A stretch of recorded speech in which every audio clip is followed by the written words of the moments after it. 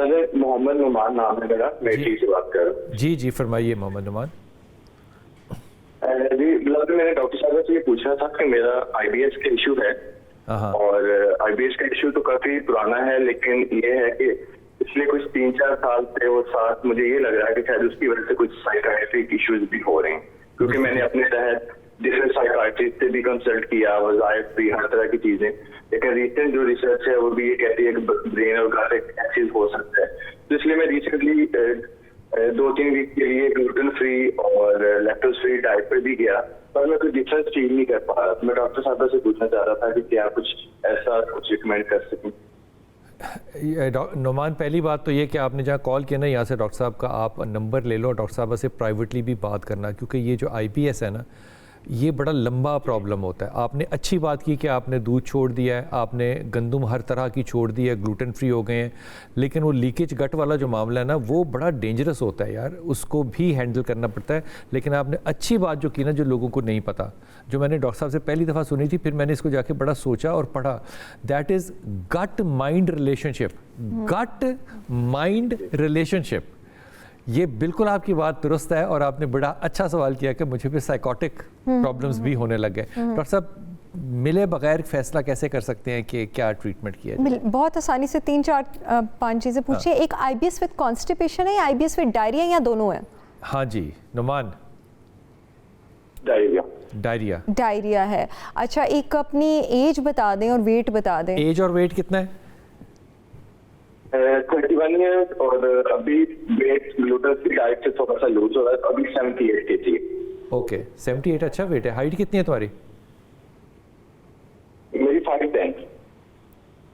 5'10". 5'10", okay. हाँ ठीक ही है उस पे। खैर एनीवेज, एक तो आपको विद डायरिया तो फॉरन प्रोबायोटिक सप्लीमेंट स्टार्ट कर लें थोड़ी ज़्यादा पोटेंसी में, 50 billion CFUs twice daily with meals. एक ग्लूटामिन पाउडर होता है मसल्स के लिए, जो जिम जो लोग करते हैं वो यूज़ करते हैं। एक होता है गट वाला, आपने गट वाला लेना है, उसका 1 टेबलस्पून लेना है पानी के जग में, पूरा दिन आपने वो पानी पीना है।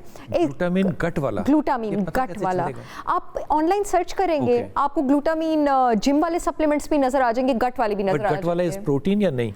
Got it is not a protein, it is a protein, it is an amino acid, लेकिन उसकी फॉर्मुलेशन डिफरेंट होती है आपके पास, उसकी स्ट्रेंथ डिफरेंट होती है। जो गट के लिए यूज होता है कैप्सूल की फॉर्म में भी आपको मिल सकता है, कैप्सूल की फॉर्म में मिलता है तो कैप्सूल की फॉर्म में ले लें, पाउडर की फॉर्म में मिलता है तो पाउडर की फॉर्म में ले लें। अच्छा, आईबीएस में चाहे आपको कॉन्स्टिपेशन हो या डायरिया हो, जिंक कार्नोसिन हमेशा दोनों की प्रिस्क्रिप्शन में होता है। जिंक कार्नोसिन आपने लेना है, एक मल्टा एंजाइम कॉम्प्लेक्स आपने लेना है सिर्फ 1 डेली विद मील।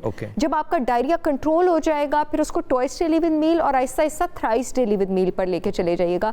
अभी प्रोबायोटिक जब तक डायरिया कंट्रोल नहीं होता, 50 बिलियन CFUs आपने थ्राइस डेली विद मील लेना है। खाने में फिलहाल सिर्फ वो जो आप डायरिया में एक्चुअली खाना लेते हैं, खिचड़ी, पतली मूंग दाल, वो तो नहीं हो रहा, बलगम तो नहीं हो रही, फ्लेम तो नहीं हो रहा? नुमान, बलगम होती है? जी बलगम का इशू है, और इस इशू की वजह से हर तकरीबन 2-3 वीक बाद मुझे कुछ ना कुछ सुस्ताना, कभी इन्फेक्शन, कभी शॉर्ट इन्फेक्शन। अच्छा, खिचड़ी नहीं लेनी आपने, तो ये गट विद फ्लेम है, यानी आप लेंगे बाजरे की रोटी या ज्वार की रोटी या जौ की रोटी, वो फ्लेम को आपको सुखा देता है, ठीक है। और कोई भी ग्लूटेन या डेयरी प्रोडक्ट नहीं लेना। देसी मुर्गी की हड्डियों की यखनी लें आप, मछली की सिरी का शोरबा लें आप, जो है कद्दू की सब्जियां लें, और इसके साथ आपने ये रोटियां लेनी है, आपने राइस नहीं लेने हैं, दही वगैरह भी आपने नहीं लेनी, जो मैं आपको पहले बता रही थी। तो इंशाल्लाह आपका प्रॉब्लम जो है, लेकिन प्रोबायोटिक ले सकते हैं। प्रोबायोटिक तो लेना है। इसमें अच्छा सोल्यूशन ये है, तुम लाहौर आ जाओ, ये सारे खाने लाहौर में है। देसी मुर्गी की यखनी, यहाँ पे तो बहुत मुश्किल। हाँ, लेकिन आई ऑनेस्टली एडवाइज यू कि ये जो प्रॉब्लम है, बिकॉज आई फेस इट, इसके लिए एक कांस्टेंट एडवाइस चाहिए होती है। और मैं तुम्हें, मुझे नहीं लगता कोई ऐसा ना समझे कि मैं डॉक्टर साहर चावला के बारे में कोई ऐसी बात कह रहा हूँ जो कि मैं ज़्यादा एवं कह रहा हूँ। मैं तुम्हें पक्का बता रहा हूँ यार, मुझे कोई बंदा नहीं समझ सका कि प्रॉब्लम है क्या। जो डॉक्टर ने मुझे कहा, मैंने उसको हाफ हार्टेडली किया और मुझे 90% फ़र्क पड़ा। सो अल्हम्दुलिल्लाह, मैं अभी फुली इंचार्ज हूँ अपने आप का, क्योंकि मैं फॉलो करता हूँ। डॉक्टर साहब ने कहा ये नहीं खाना, मैंने छोड़ दिया। डॉक्टर साहब ने प्रोबायोटिक लेना है, प्रोबायोटिक शुरू कर दिया। लेकिन हमारे यहाँ प्रोबायोटिक मिलता है मिलियंस में, प्रोबायोटिक लेना है बिलियंस में, वरना वो जो है वो काम नहीं करेगा।